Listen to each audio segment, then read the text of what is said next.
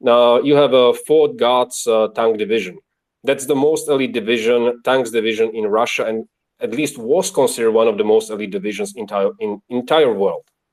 That division has documented what Oryk Sapienko, who is running a blog, he's counting, he's gathering videos and photos, and he's counting the losses of all types of vehicles, which, by the way, right now I think should be somewhere about 1,700 on Russian side alone, 250 of which are tanks. That lost, that this division lost at least, because that's only what which was documented on photo and video evidence that were released, 20% of all their tanks in a month. That that's just insane. Yeah. Like, military rule of thumb is simple. Once you lose a third of your force, you're incapable of attack. Once you lose half, you're operationally defeated. So imagine how many tanks then were damaged and then towed back to the base, and the engineers just look at them and just told their commanders, like, we are unable to repair this, and the engine is damaged, or maybe the loading mechanism is damaged, or something else is really damaged, and this needs to go back to factory. It's months. How many are just lying somewhere in a field, destroyed, and simply no one took a picture of them or a video, or Oryk simply never found it because there's so many of it. And that's the most elite division of the tanks, the most elite tank division in entire Russia. Now imagine if they took this amount of casualties, how much other divisions, which are nowhere near as elite, took. Like, these casualties are massive. Like, when the NATO is talking about 10,000 killed and 20 to 30,000 injured, I think that's reasonable estimate. Certainly.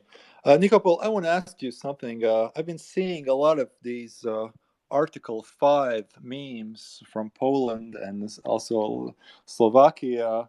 How do you view this? Here in the Baltics, Article 5 is something very, very serious. We do not joke about it or make memes about it. But I've seen a lot of this airfield, which is on the Slovak border with Ukraine or something like that. Some other memes from Poland about Article 5. We're just waiting just to push the button on Article 5. What's the view of that in Central Europe? I mean, these are just jokes, so I wouldn't take them that seriously.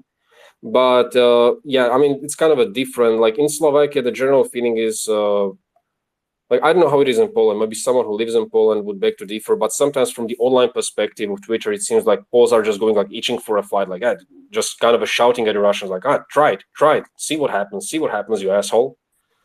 But in Slovakia, it's no one wants war. What am I supposed to do? It's been peaceful since the 45, more or less, so there's that. I mean, it's just a joke. I wouldn't really look too much deep into it. All right.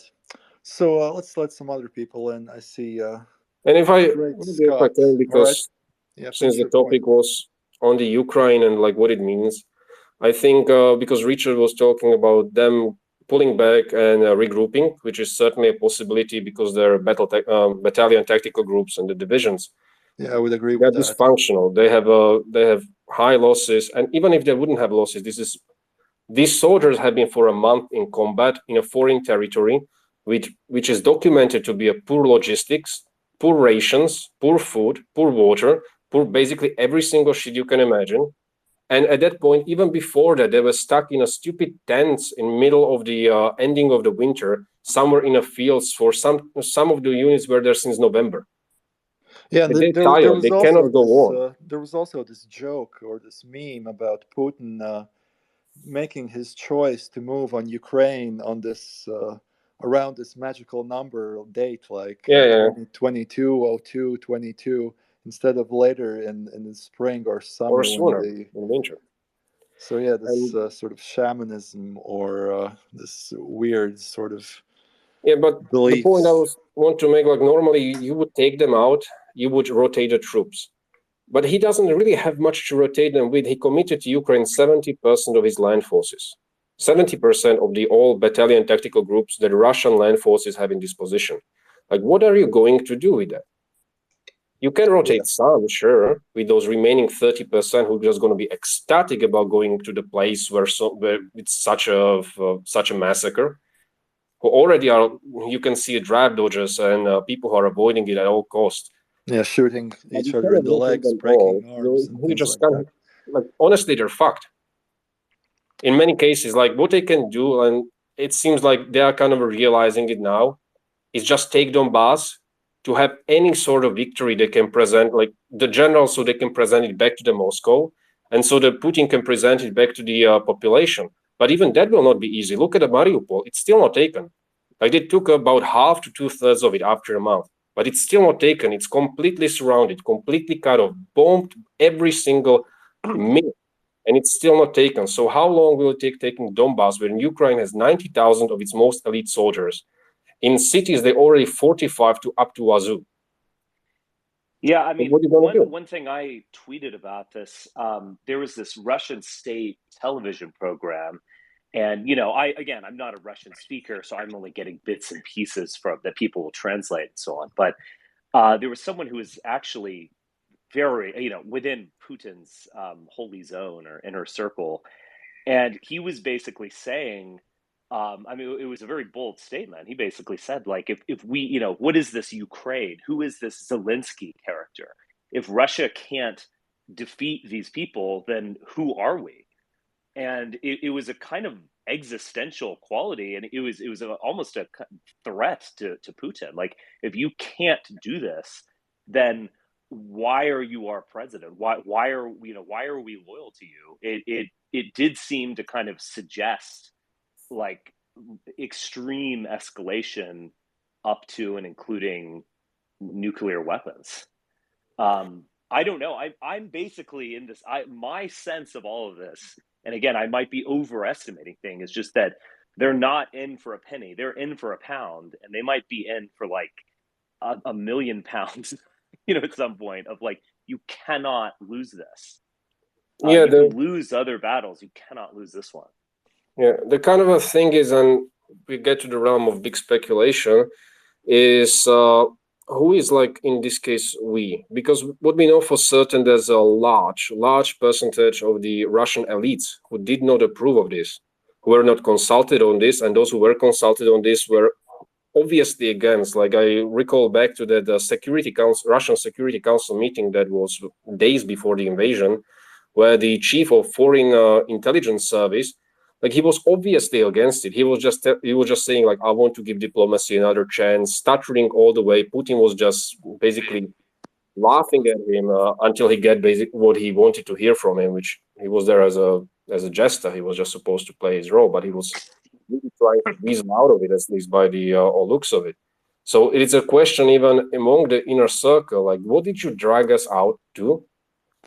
Because we are already paying a lot. Like, these are like the inner circle. I doubt the oligarchs are not inner circle. Let's just be honest there. The inner circle, which you have a military intelligence and security people and maybe some old politicians and so on, none of them have, at least I think so, none of them are some big assets in the West that can be frozen. Like, for example, oligarchs' assets have been frozen. But they have stake in a Russian state, in its economy, in everything that's going on. And Russian economy is doing, well, obviously is doing terribly. It's most sanctioned state in a history. And you can see already the GDP dropping. Like, it would take a long time, but this was a massive risk. And the TV show that I saw the clip too, he said it outright. Like, when the Putin gave ultimatum to the United States, he also gave ultimatum to the Russia. And he cannot, like, Anatoly, actually, I agree with him. He outright said, like, if Putin walks away from Ukraine with some sort of deal that retains Zelensky in power and just gets some marginal improvements, for example, Donbass, recognition of Crimea, which is Russian for 8 years, basically, as a facts on the ground, stated, then he said, like, he does not live, he cannot retain power beyond 2024. And if he walks away defeated, he cannot retain power within this year. And I agree with that assessment. I think that Putin basically staked everything onto this, and it's going terribly wrong. It just went terribly wrong from the first day. So the question now, I see, like, what about chemical weapons? What about nuclear weapons? Sure, I don't know, honestly, about this. My mind is a 50-50. But chemical or nuclear, it's not one guy who makes that call. It goes through a string of leaders in a bureaucracy, in military establishment, who may be looking for way outs. And if it's just like, you now participant on first nuclear strike on a civilian target in 80 years, maybe you have a better chance if you pull out a weapon and just shoot your president at that point. What the fuck do you do? Like, how do you know that the Americans are not going to respond by nuking you? How many rooms do those bunkers in Ural Mountains have? Do they have a room for family of entire office? I very much doubt that. And they live in the cities. Like, this is like such an extreme escalation that no one ever did. Right. So yeah, at that point, like, Zelensky seems to be giving him a way out, which which he can sell domestically to his audience, but not to the elites, as a victory, which will not be a victory. He seems to be giving him an opportunity where he would kind of make some kind of agreements about the Donbass and Crimea, basically freeze that in a current status, go like agree to disagree. The Turks are actually pushing a Hong Kong solution that it would be officially recognized as Ukrainian territory, but leased for 100 years to Russia or something like that. Like, who knows if it can work or not. But the point was never Crimea and Donbass. The point was Ukraine. And Zelensky and the establishment are not budging on the sovereignty issue, because he went there to deny the sovereignty and basically take over. So Zelensky is saying, like, okay, we're gonna put a neutrality clause in our constitution. But NATO wasn't happening anyway. Everyone knows that. And even if the kind of a like ban on prohibition of the foreign bases and foreign troops, like, that's already in their laws. So we have to see how the negotiation goes today and tomorrow. See what will be the results. Okay, I'm going to let some other people in. Great Scott and Euro. All right, Great Scott, you're in. Great Scott. All right. Euro. How are we doing, man? You all right? Yeah. I can hear you. I think he got disconnected. I have no idea what happened. He just disappeared. All right, Euroheg, you're on. It's been a long time. Yes, I don't know if this works, so I'm gonna try. It works. Okay, it works. Thanks. Yeah, I'm on an old phone, so yeah, it was an interesting discussion. I have a question or a comment about the negotiations, because and I think Anatoly Karlin actually made the point too. The negotiations are a sham if these proposals that are coming out are basically impossible for Russia to accept. He's not. How can they accept a Hong Kong solution for Crimea? They already have Crimea. So to me, it doesn't seem that there's something fishy about that. And also, these people are making contradictory statements. Pesco and the others, they seem to be suggesting one thing, and then you hear another thing from someone else. So maybe it's not coordinated, or I don't know what's going on there. But I would maybe it's just because I'm Finnish, but I would be very suspicious of the Russian intentions. Yes, it is. It is very suspicious. I think, in a way, it sort of shows that they sort of overplayed their hand in Ukraine. They didn't really expect this turn of the events, and in a way, it makes it much more scarier, the fact that we're sort of in unknown territory at this point. So we don't really have a scenario, maybe a historical precedent we can try to compare this to sort of predict what's going to happen. Things just go along as they do, and we just see something new every day. And but I think the main point is that you shouldn't trust Russia with what they're saying. You should always try to talk to them in a position of strength, because that's the only thing they respect. There's this, I forgot his name, but I tweeted out his video, this former economic advisor to Putin who defected. I think you guys know what I'm talking about. He was on this recent Fagin stream a couple of days ago. Maybe you're aware, Nikopol, of this guy Fagin, this Russian lawyer who's doing these streams, who have like hundreds of thousands of views, and he was saying that this former economic advisor to Putin is that, well, if the West, if NATO sort of showed its teeth, or in a way, then Russia would back off, because there's already precedent for these things, like when the Turks, who are a part of NATO, they shot down a Russian fighter, a Russian bomber, for violating their airspace in 2015, and Russians haven't violated their airspace ever since. And also in 2008, when the Georgian War was happening, 3 or 4 days after the war started, George W. Bush ordered some fleets from the naval fleet from the Mediterranean to enter the Black Sea. And that was when the hostilities from the Russian side ceased. They stopped. They stopped moving towards Tbilisi and taking other parts of Georgia.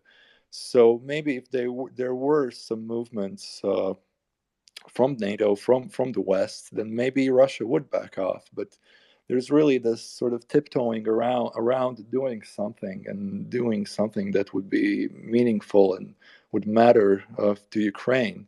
So, but again, there's always this fear of escalation. Maybe there's nothing more than fear to it. I mean, maybe we should push back. But again, I'm just speculating at this point. I'm not really a military expert or anything. Maybe you guys have something to say about this. From political side, I see it quite simple. Putin betted everything on this. So there are only two options out. One, Ukraine loses its sovereignty by one way or another, most likely military conquest. Putin wins. Second, I don't have anything to add personally. Again, this is second option, keeps it cutting doesn't. out when I'm listening, so I'm not sure if anyone else is speaking at the moment. Oh, I am speaking. And the second one is... I can hear everything. So keep talking, Nikopol. All right. And the second one is it doesn't. And at that point, Putin is toast. Like, I don't see a way he could survive that internally. It just, everything he put online. So there's no walking back to anything. He just gambled. He gambled everything. And it's not going the way he wanted. It's not going because he didn't understand Ukraine. They didn't understand Ukraine. And they obviously didn't even understand their own armed forces. Their intelligence was obviously terrible. The intelligence of Ukraine was obviously much better. And just the losses, the tiredness and everything is just too great.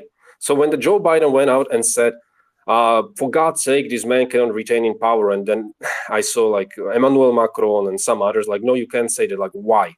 This is obviously what you are doing. Either you let Putin to take Ukraine, or you are removing Putin by power, by proxy. This is what we are doing right now. So why not just admit that?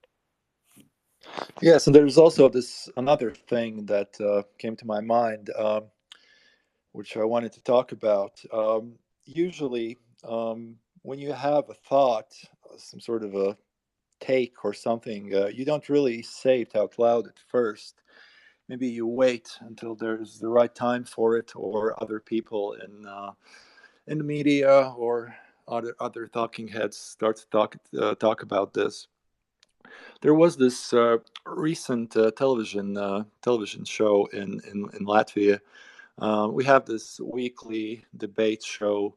It sort of has the format similar to the McLaughlin group, but instead of the same panel, the panel changes every week, and we usually have like ministers from the government or some experts from the academia or what have you. What's the main topic at the moment? And there was this one during last week's show. There was this one member of the academia who is specialized in civil defense and the science of civil defense and things like that.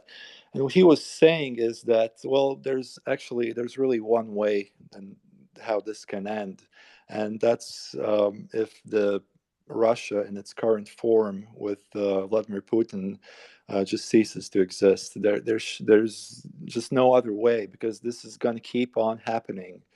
things are going to keep on happening. He will try to chip away parts of neighboring countries, try to take control, like expand his sphere of influence, and at the same time get on the West's nerves and Europe's nerves and things like that. And there's really one way how this can end, because other way this will just continue. And this is a thing that I've been actually thinking about for quite a while now. That will really there is no other way to end this. I mean, he really has to go, but the question is, how will it happen and when will it happen? And probably the scariest question of all is what will happen afterwards. What will happen to Russia? Will it degrade into a civil war, or will there be different parts of Russia that will proclaim independence, and then they will have nukes? And how will that play out? I mean, this is very, very dangerous stuff, very sort of thought-provoking stuff, but it certainly is very, very interesting, to say the least. Yeah, I'm reading a history of NATO expansion that was just released. It's called Not One Inch, I believe is the name, and it goes into just a lot of fascinating detail about the post Cold War period. I'm still actually in the sections on German reunification, but it's actually fascinating, and it kind of gives a lot of context, which is left out of this so-called promise by James Baker that the NATO would not expand 1 inch to the east, which is, I took that as some kind of legitimate thing. It's really illegitimate. It was said in the context of German reunification, and then it was basically annulled when Gorbachev freely signed, freely okayed German reunification. But anyway, I think that one of the big fears during all of those negotiations was basically a hardline presence coming, someone who would replace Gorbachev, who would replace Yeltsin, and I guess later on who would replace Putin. And Biden just claiming, we've got to get this guy out of power. It's not like Russia is going to elect, Zelensky as their next president. It seems to kind of psychologically follow that they would elect a very serious hardliner who would be much worse.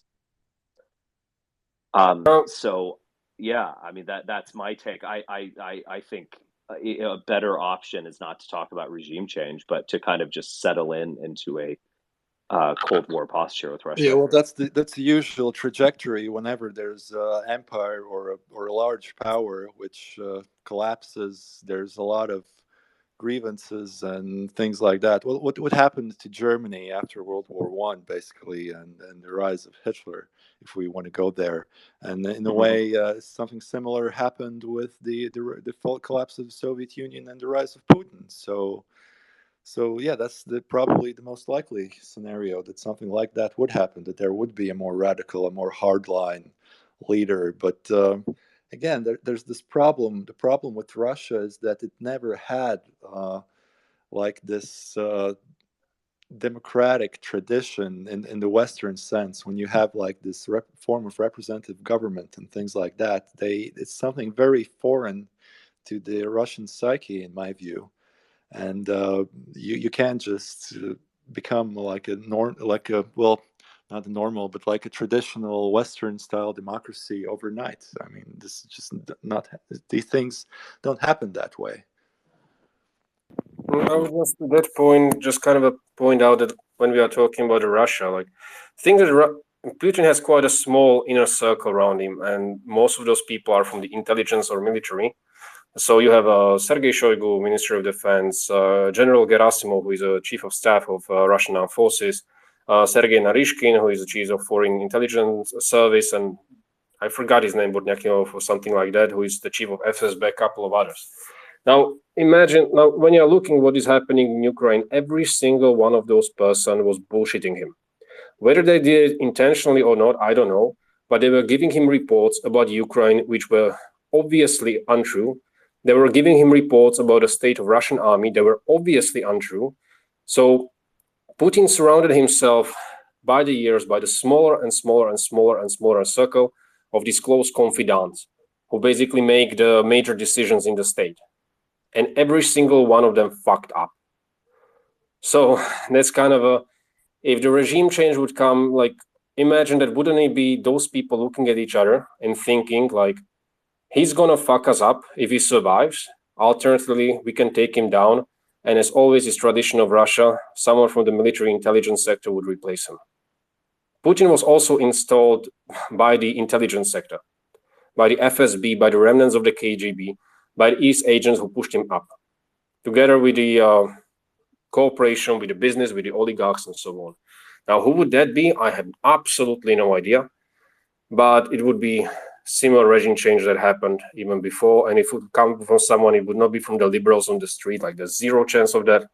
It would certainly not be from the army, but it would be from the intelligence services. All right, I let Boris in, so Boris can unmute himself and give his perspective. Hello, guys. First of all, thank you. Very good discussion. Very excellent. Here's to a good beginning. I have a question to both of you, and it kind of directly dovetails with Nikopol's last point.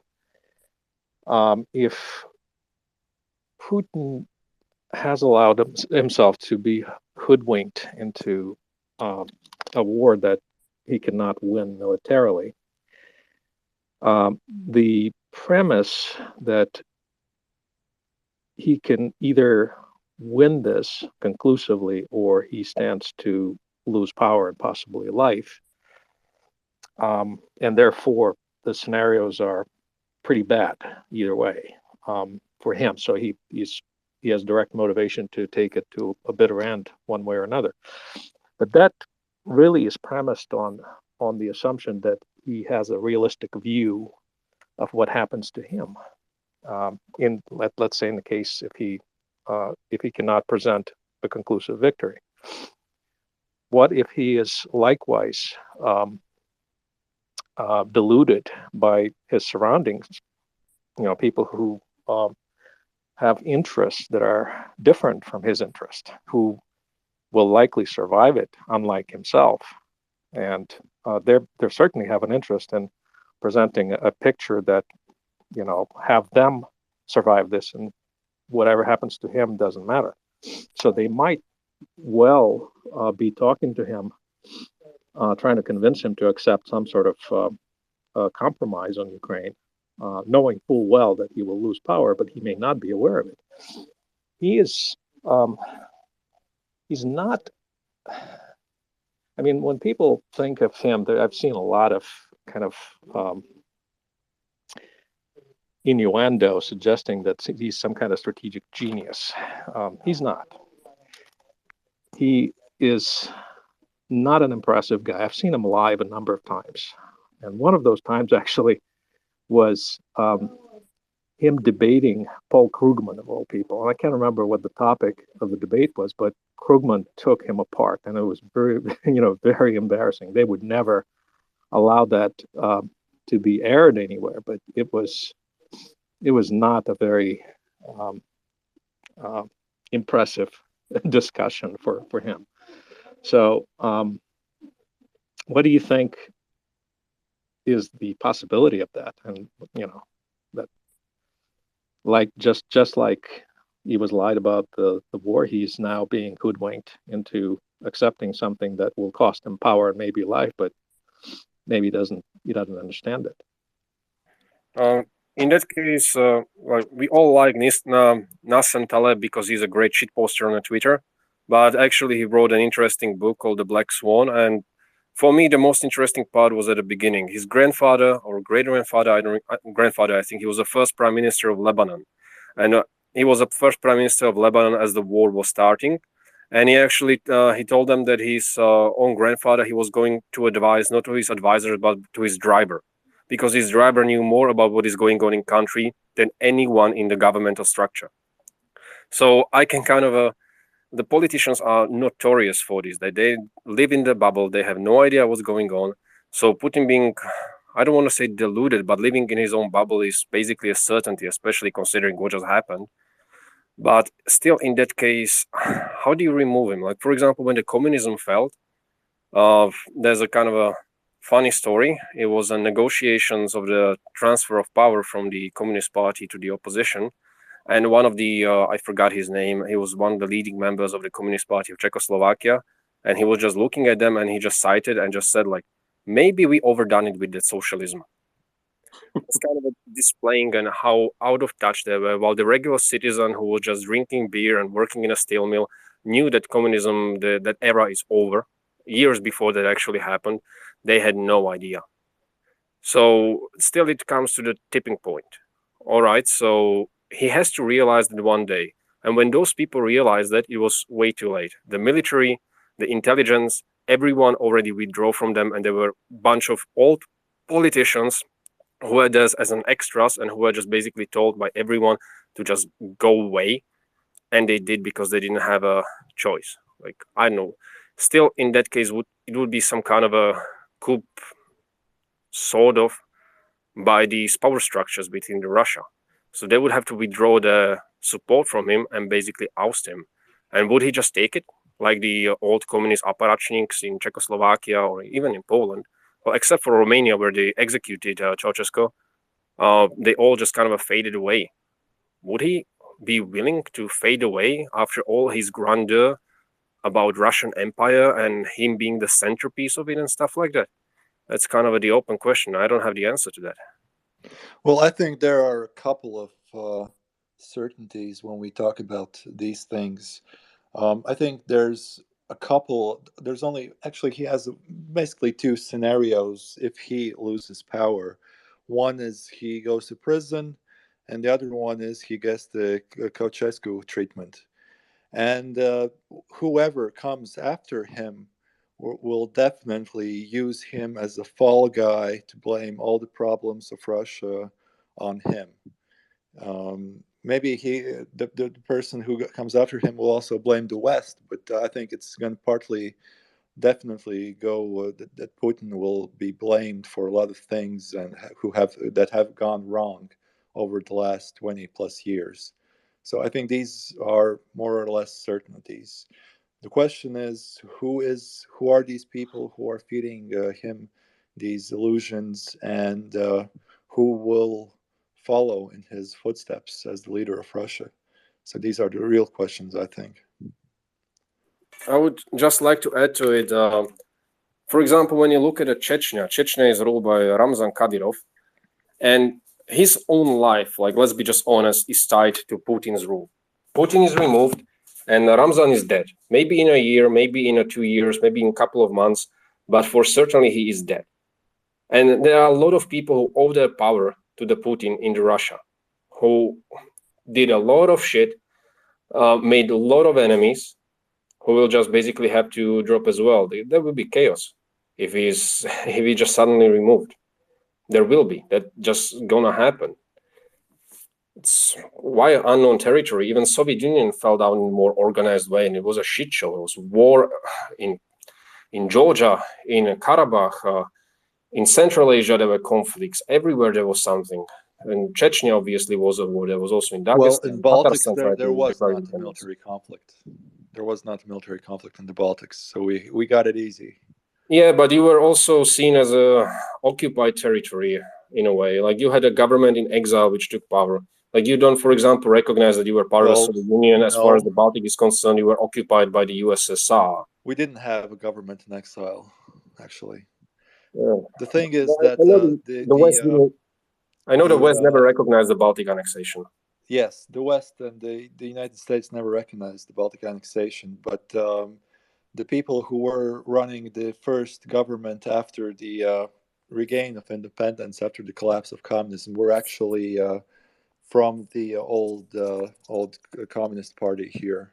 Yeah, but still, like, we are talking about good transition. Yeah, we're talking about Russia, which is over 100 ethnicities, dozens of states, very divergent when it comes to it. it's holding by the center at this point. And what if the center is just removed? I mean, maybe some polite transition, if there would be something that Putin would just voluntarily step down the power and hand over, for example, the presidency to the current prime minister, what's his face? Perhaps, but yeah, it opens a lot of box of wonder, like what would happen? It probably wouldn't be pretty. Definitely. All right. We've been going for a bit more than an hour and a half. I think we could begin to end. Maybe we have some final thoughts. Boris, Nikopol, Richard, maybe you have something to say. It's getting late. I'm good. I'll just I'll leave it at that. All right, Boris. Yeah, I mean, I think it's been a great discussion. I have to say though that after this morning's signals, I wouldn't call them news, just signals as to how the negotiations are progressing. I'm having probably a little bit more optimism about some kind of deal that might get accepted.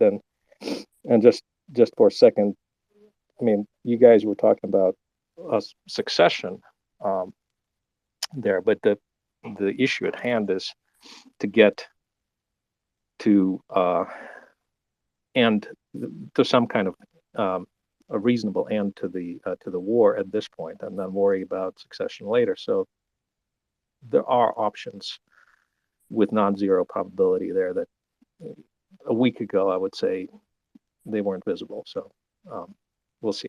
It'll be interesting.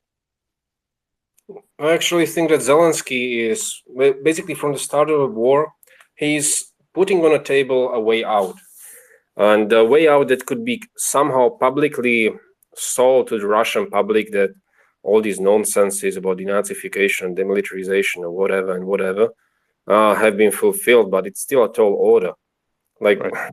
For example, I don't know if that report is true or not, but the Times reported yesterday that from the sources from Roman Abramovich, that he was, especially in the start, he was designated as kind of a go-to guy, and he went both to Kyiv and met with Zelensky, and also went to Moscow and met with Putin, and he brought to Putin Zelensky note about his requirements to stop the war, which for the most part are unchanged. It's basically that Ukraine will declare neutrality, but will require a signed agreement by the Russia, United Kingdom, United States, possibly France and Germany, signed and binding agreement that in case of aggression, the armies of that state would be deployed. That's NATO by proxy. Also, he's saying that he will not allow foreign bases. Even the foreign troops wouldn't train in Ukraine, the Ukrainian soldiers, but then again, the Ukrainian soldiers could just train in foreign land. And some kind of a deal on the Crimea and on Donbass, but it's still underlined by his red line, like that territories which were seized by the Russia have to be returned, all of them. And he doesn't want to negotiate on that much. So even if you could somehow sell it that Putin could just go back home and say, like, listen, guys, our military desolated Ukrainian military, so they are demilitarified, which they aren't. And for example, we killed all the Azov regiment guys in Mariupol, so they are denazified, which was also always just kind of a misnomer for whatever. Like, yeah, but his elites wouldn't buy it. And he knows that.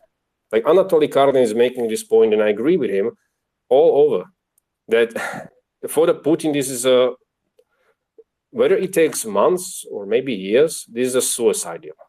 And he knows that. What is going to do now? That's a big question. I don't know. What do you guys make of the reports that Abramovich was poisoned during the talks in Kiev? Honestly, it's weird. It's like kind of a message. Maybe he was switching. I mean, Abramovich, it's used to his wealth and his lavish lifestyle in the United Kingdom. He owns Chelsea, and everyone, all the fans in the Chelsea love him. Like, there's a lot of personal stake. Like, what Roman Abramovich wants above all is just go back to the period before the invasion. So he's not going to be on Putin's side. I am very skeptical about that report. First of all, it makes no sense. Second, the suspicious thing is that it wasn't reported. Supposedly it happened on March 3rd, and it only came out like yesterday. Surely if it did happen, then it would have been known sooner than that. And also I saw, again, unconfirmed, someone posted presumably a refutation from the U.S. Department of Defense, basically, that said that didn't happen. And whatever they felt, those guys who were not feeling well on that date had nothing to do with poisoning. All right. I think I'm gonna wrap this up. So thank you guys for participating. Thank you, Nikopol, for having this long intro with me. That was a very good conversation. Thank you, Richard. Thank you, Boris. And thank you, listeners. We'll see you and meet you in another space. So goodbye. Thank you. Yeah. Thank you.